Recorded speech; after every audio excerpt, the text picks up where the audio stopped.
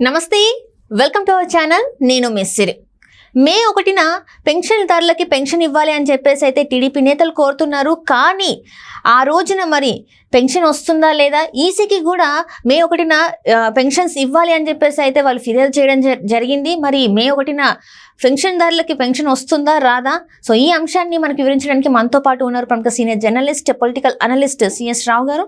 నమస్కారం సార్. నమస్తే సార్, ఇప్పుడు చూస్తున్నట్టయితే మే 1న పెన్షన్దారులకి పెన్షన్ ఖచ్చితంగా ఇవ్వాలి అని చెప్పేసి టీడీపీ నేతలు అయితే అడుగుతున్నారు. ఈసీకి కూడా ఫిర్యాదు చేశారు. కానీ ఇప్పుడు చూస్తున్న పరిస్థితులు చూస్తే మే 1న మరి పెన్షన్ ఇచ్చే దాఖలాలు అయితే కనబడట్లేదు అని చెప్పేసి అయితే ప్రజలు అనుకుంటున్నారు. ఇందులో వాస్తవం ఉందా?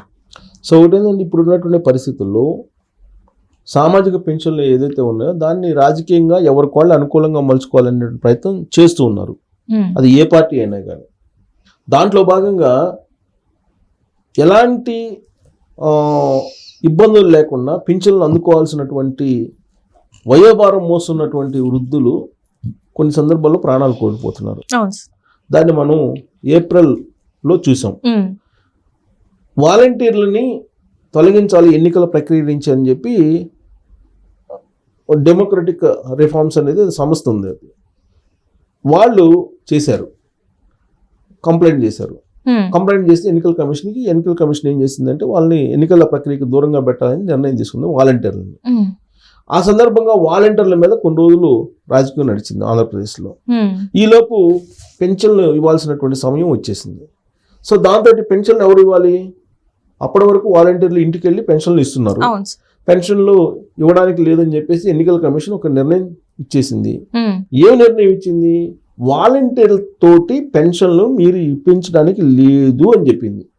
అంతే తప్ప ఇంటికి వెళ్ళి మీరు ఇవ్వద్దు అని చెప్పలేదు. సచివాలయ ఉద్యోగులతో కూడా ఇవ్వచ్చు అని కూడా చెప్పింది కదా సార్. అదే చెప్పారు, సచివాలయ ఉద్యోగులతో ఇవ్వచ్చు, పంచాయతీ కార్యదర్శుల చేత ఇప్పించవచ్చు, అనేకమైనటువంటి మార్గాలు ఉన్నాయి.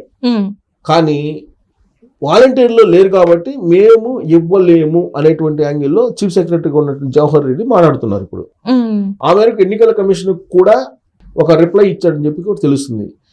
మే 1వ తారీఖు కూడా ఏప్రిల్లో ఏ విధంగా అయితే చేశారో అదే తరహాలో వైఎస్ఆర్ కాంగ్రెస్ పార్టీ చేస్తుందని చెప్పి ముందుగానే చంద్రబాబు నాయుడు గ్రహించి ఎన్నికల కమిషన్ ఒక లెటర్ రాశారు.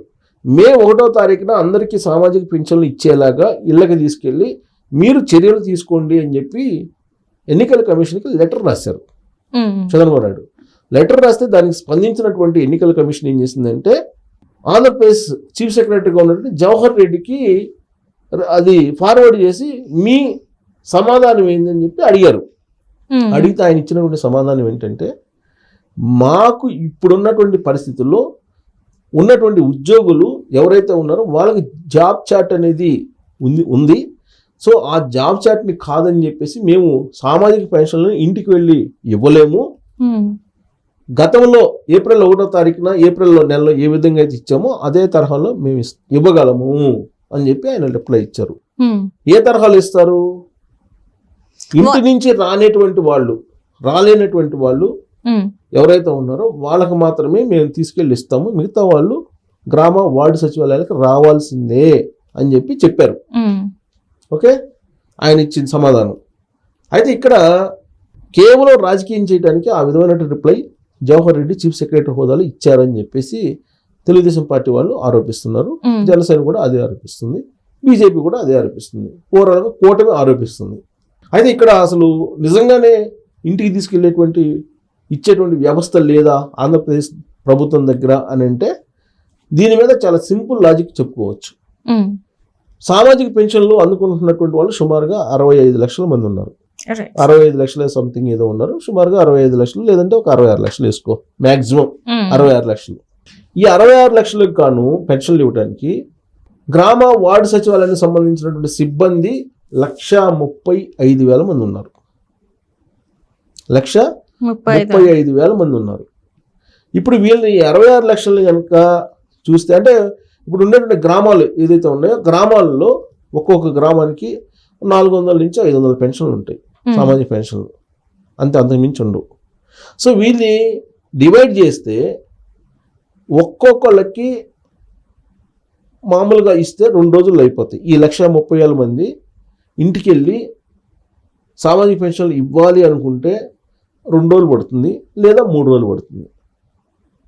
ఒక్కొక్కళ్ళు ఆ డబ్బు ఇవ్వాల్సిన వాళ్ళు 200 మందిలో 300 మందిలో ఉంటారు. ఒక్కొక్కరికి మనం మొత్తం డివైడ్ చేసి చూస్తే కనుక అక్కడ ఒక 100 మంది వస్తారు ఒక్కొక్కరికి.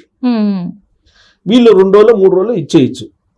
ఆల్రెడీ ఎలక్ట్రానిక్ డివైజెస్ అక్కడే ఉన్నాయి, వాటిని తీసుకెళ్ళి ఇళ్ళకి తీసుకెళ్ళి ఇవ్వచ్చు, ఇచ్చేటువంటి వ్యవస్థ కూడా ఉంది.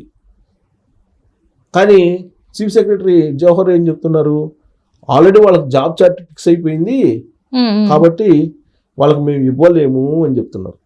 అక్కడ ఒక్కొక్క గ్రామంలో 500 మంది ఉంటారు అనుకోండి సామాజిక పెన్షన్లు తీసుకునే వాళ్ళు. గ్రామ సచివాలయంలో సిబ్బంది ఉంటారు కదా, ఒక 10 మంది ఉంటారు. అలాగే పంచాయతీ సెక్రటరీస్ ఉంటారు, ఒక 10 మంది డివైడెడ్ బై 400 వేసుకో, ఎంతమంది వస్తారు? 40-50 మంది వస్తారు ఒక్కొక్కరికి, అంతేగా? ఈ 40-50 మందో లేకపోతే 60 మందో 70 మందికో మీరు ఒక రోజు లేకపోతే 2 రోజుల్లో ఇచ్చేయచ్చు చాలా సింపుల్గా. గ్రామ వార్డు సచివాలయాలకు సంబంధించినటువంటి సిబ్బందిని కనుక పురమాయిస్తే పెన్షన్లను 1వ తారీఖు ఇంటికి తీసుకెళ్ళి ఇవ్వచ్చు.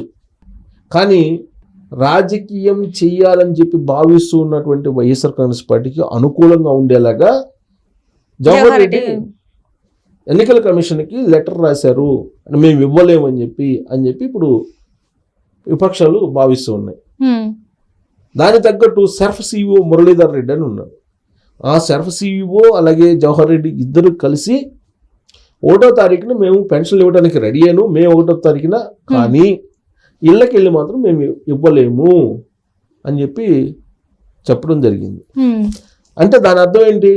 ఏప్రిల్ 1వ తారీఖున ఏప్రిల్ 1 నుంచి 7వ తారీఖు వరకు ఏం జరిగిందో ఆ చిత్రాలని ఆ దృశ్యాలని మళ్ళీ మనం మే 1న చూడొచ్చు. ఏంటి ఆ దృశ్యాలు? అంటే మంచం మీద ముసలాళ్ళని తీసుకెళ్ళటం, వీల్ చైర్ లో తోసుకుని వెళ్ళటం, వీటిని లైవ్ లో మన సొంత మీడియాలో చూపించుకోవటం, దాని కారణంగా వచ్చేటువంటి సానుకూలతని ఎంతో కొంత ఓట్ల రూపంలో పొందాలి అనేది వైఎస్ఆర్ కాంగ్రెస్ పార్టీ ఆలోచన. ఈ ఆలోచనకు జవహర్ రెడ్డి, సెర్ఫ్ సిఇఓ మురళీధర్ రెడ్డి ఇద్దరు సహకారం అందిస్తున్నారు అనేది ఇప్పుడు విపక్షాలు చేస్తున్నటువంటి ఆరోపణ. అందుకే మళ్ళీ ఎలక్షన్ కమిషన్కి వీళ్ళిద్దరి మీద స్పెసిఫిక్గా కంప్లైంట్ చేసేటువంటి అవకాశం ఉంది. రాష్ట్ర ఎన్నికల కమిషన్ ఒకవేళ చర్యలు తీసుకోకపోతే కేంద్ర ఎన్నికల సంఘం దగ్గరికైనా వెళ్ళి ఆంధ్రప్రదేశ్లో ఉండేటువంటి పరిస్థితిని వివరించి మే 1వ తారీఖున సామాజిక పెన్షన్లని ఇంటికి వెళ్ళి ఇచ్చేలాగా ప్రయత్నం చేస్తుంది తెలుగుదేశం పార్టీ, జనసేన, బీజేపీ. ఒకవేళ అప్పటికి కూడా మేము ఇవ్వలేము అని అంటే మీరు మే పెన్షన్స్ తీసుకోవద్దు, జూన్లో అధికారంలోకి రాగానే జూన్ 4వ తారీఖున కౌంటింగ్ అయిపోతుంది, రిజల్ట్ వస్తుంది కాబట్టి జూన్లో అది కూడా కల్పిస్తాము, అంతే తప్ప మీరు వైఎస్ఆర్ కాంగ్రెస్ పార్టీ వాళ్ళ మాటిని వాళ్ళతోటి వెళ్ళి మీరు ప్రాణాలు తీసుకోవద్దు అని చెప్పి ఈ సామాజిక పెన్షన్లు అందుకుంటున్నటువంటి లబ్ధిదారులకి విపక్షాలు చెప్తున్నటువంటి మాట, కూటమి పక్షాలు చెప్తున్నటువంటి మాట. ఎందుకు అంత చెప్తున్నారంటే ఏప్రిల్లో వచ్చినటువంటి ఆరోపణలు ఏంటంటే కొంతమంది వృద్ధుల్ని మంచం మీద తీసుకెళ్తూ చంపేశారు లిటరల్గా అనేటువంటి ఆరోపణలు కూడా తెలుగుదేశం పార్టీ నుంచి వచ్చాయి.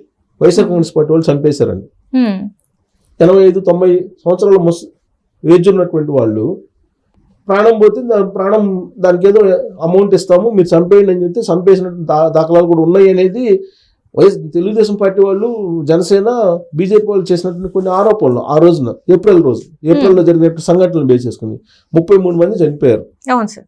ఈ 33 మంది చనిపోయే కారణం ఎవరు, అసలు బాధ్యత ఎవరు తీసుకోవాలనేది ఇప్పటి వరకు ఎన్నికల కమిషన్ చెప్పలా.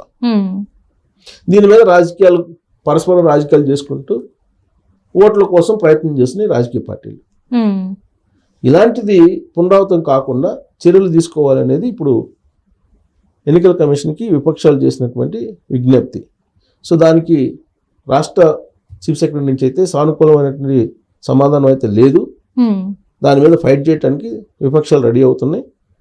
సో రాబోయేటువంటి రోజుల్లో మరి ఎలాంటి దృశ్యాలు చూపించడానికి మరి ఈ ప్రభుత్వం ఉంటుందనేది తెలియట్లేదు. సో కాబట్టి సామాజిక పెన్షన్లు మే 1వ తారీఖునండి ఒక మళ్ళీ డెత్ స్టోరీస్ని చూడబోతున్నావా, లేదా నిజంగా సామాజిక పెన్షన్లు ఇంటికి వెళ్ళి ఇస్తే కనుక వెళ్ళండి. Right sir, right. Thank you so much sir. Thank you.